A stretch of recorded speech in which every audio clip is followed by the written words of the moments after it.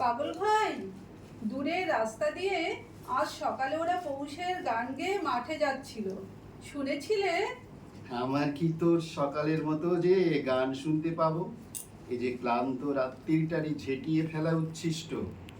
আজ মনের খুশিতে ভাবলুম এখানকার প্রাকারের উপর চড়ে ওদের গানে যোগ দেব। কোথাও পথ পেলুম না, তাই তোমার কাছে এসেছি। আমি তো প্রাকার নই। তুমিই আমার প্রাকার। তোমার কাছে এসে উঁচুতে উঠে বাহিরকে দেখতে পাই। তোমার মুখে এ কথা শুনে আশ্চর্য লাগে। কেন? যক্ষপুরীতে ঢুকে অবধি এতকাল মনে হতো জীবন হতে আমার আকাশখানা হারিয়ে ফেলেছি। মনে হতো এখানকার টুকরো মানুষদের সঙ্গে আমাকে এক ঢেকিতে কুটে একটা পিণ্ড পাকিয়ে তুলেছে, তার মধ্যে ফাঁক নেই। এমন সময় তুমি এসে আমার মুখের দিকে এমন করে চাইলে আমি বুঝতে পারলুম আমার মধ্যে এখনো আলো দেখা যাচ্ছে।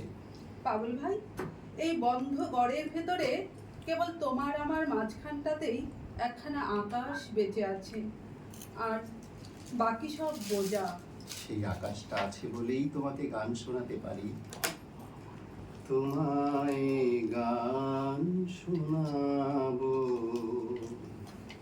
তাই তো আমায় জাগিয়ে রাখো। ওগো ঘুম ভাঙানিয়া, তোমায় গান শোনাবো। চমক দিয়ে তাই তো ডাকো, বুকে চমক দিয়ে তাই তো ডাকো। ওগো দুঃখ জাগানিয়া, তোমায় গান শোনাবো। এলো আধার ঘিরে পাখি এলো নীড়ে, তরি এলো তীরে,